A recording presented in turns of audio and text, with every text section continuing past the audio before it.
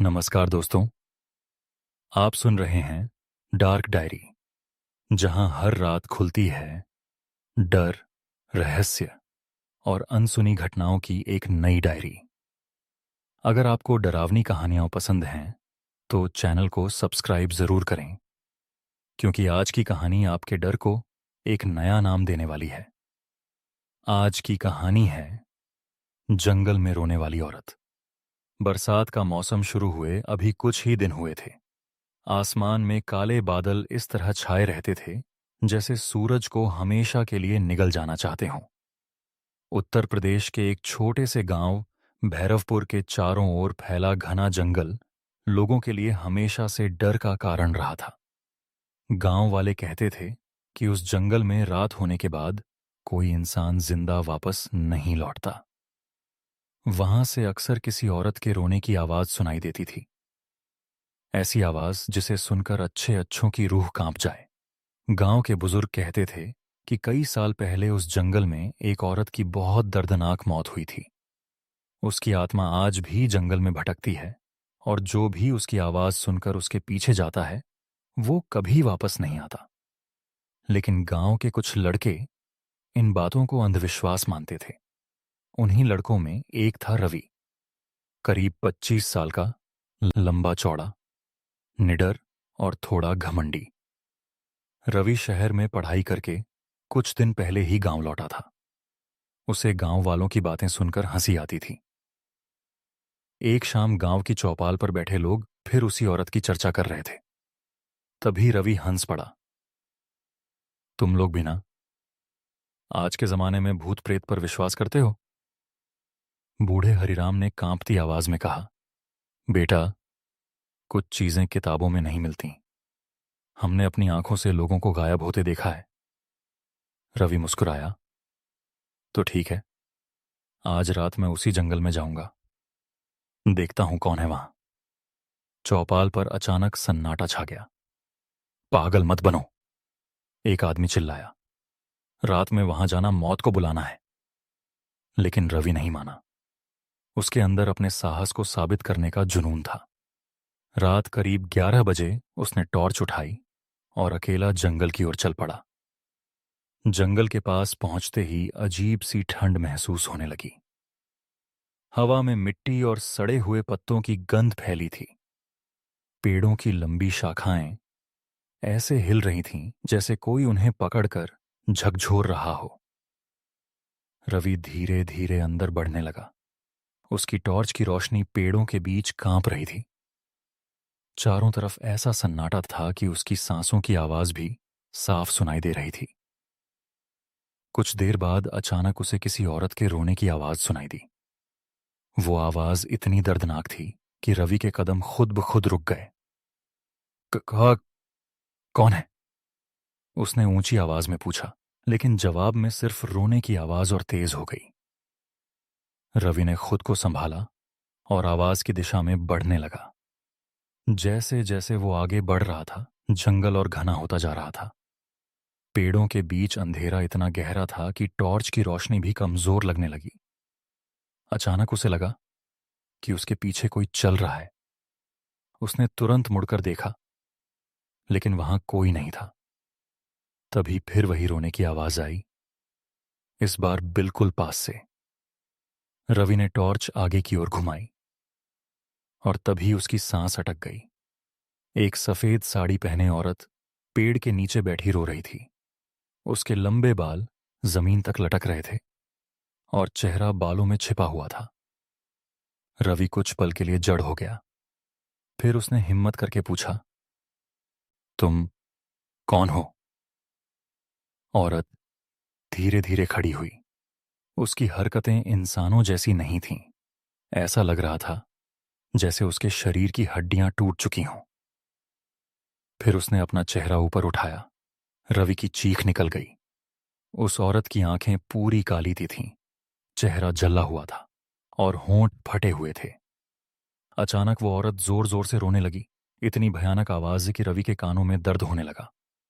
रवि डरकर पीछे हटने लगा, लेकिन तभी उसे महसूस हुआ कि उसके पैर जमीन में धंस रहे हैं। उसने नीचे देखा कई काले हाथ जमीन से निकलकर उसके पैरों को पकड़ रहे थे। ये ये क्या है? रवि पूरी ताकत से चिल्लाया। तभी वो औरत एकदम से उसके सामने आ गई, इतनी तेजी से कि टॉर्च उसके हाथ से गिर गई। चारों तरफ सिर्फ अंधेरा और उस औरत की रोने की आवाज। रवि भागने लगा। पेड़ों की शाखाएं उसके चेहरे को काट रही थीं। उसके कपड़े फट चुके थे, लेकिन वो आवाज उसका पीछा कर रही थी। मुझे छोड़ दो। रवि रोने लगा। तभी अचानक उसका पैर किसी चीज से टकराया और वो जमीन पर गिर पड़ा। उसने हाथ से टटोलकर देखा। वो इंसान की खोपड़ी थी। तभी उसके कान के पास किसी ने फुसफुसाया, तुम भी मुझे छोड़कर चले जाओगे?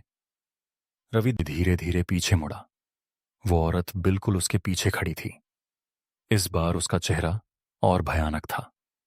उसकी आंखों से खून बह रहा था। अचानक उसने रवि का गला पकड़ लिया। उसके हाथ बर्फ की तरह ठंडे थे। रवि सांस लेने के लिए तड़पने लगा। तभी दूर कहीं मंदिर की घंटी बजी और उसी पल वो औरत जोर से चीखी और अंधेरे में गायब हो गई। रवि तुरंत उठकर भागा। वो बिना पीछे देखे दौड़ता रहा। काफी देर बाद वो किसी तरह गांव पहुंचा। उस रात के बाद रवि पूरी तरह बदल गया। वो किसी से ज्यादा बात नहीं करता था। अक्सर रात में चीखते हुए उठ जाता। कई बार उसे लगता कि कोई उसके कमरे के बाहर रो रहा है। धीरे धीरे उसकी हालत और खराब होने लगी। एक रात उसकी मां ने उसके कमरे से किसी औरत के रोने की आवाज सुनी। जब दरवाजा खोला गया तो रवि कमरे में नहीं था। खिड़की खुली हुई थी और बाहर मिट्टी पर गीले पैरों के निशान बने हुए थे, जो जंगल की ओर जा रहे थे। उस रात के बाद रवि कभी वापस नहीं आया।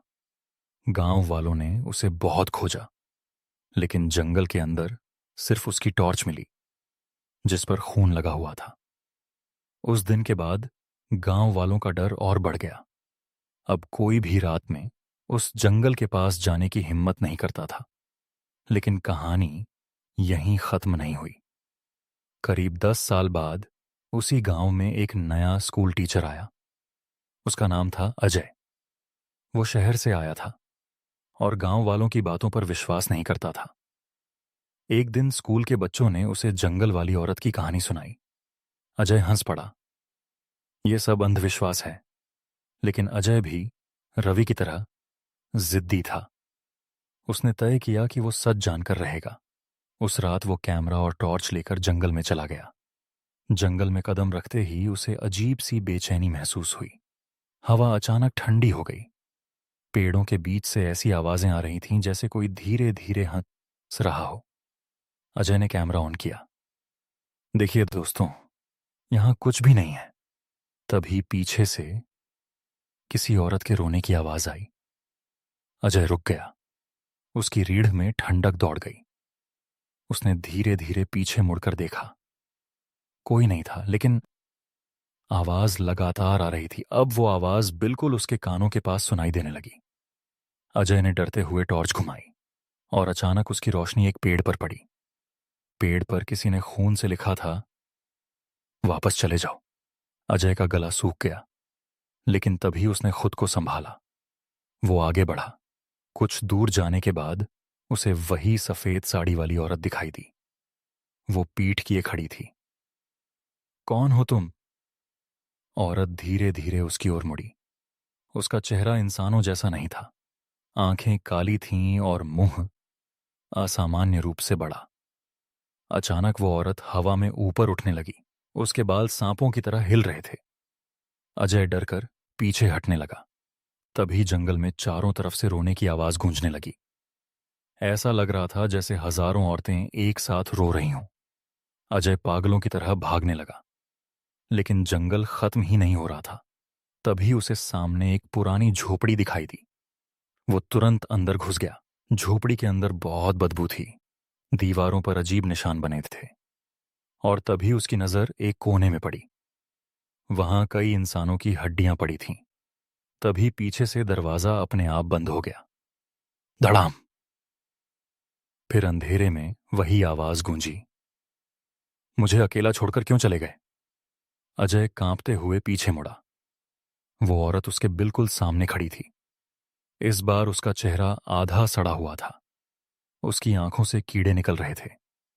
अजय बेहोश हो गया।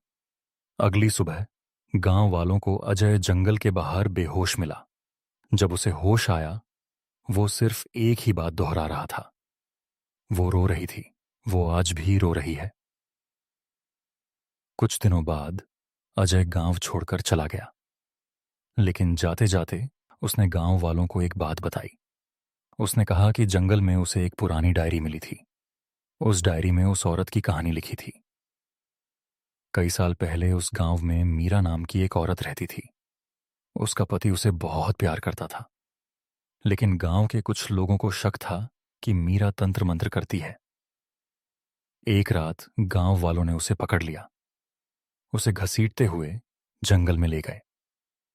मीरा रो रोकर खुद को निर्दोष बताती रही, लेकिन किसी ने उसकी बात नहीं सुनी। उन्होंने उसे पेड़ से बांध दिया और जिंदा जला दिया।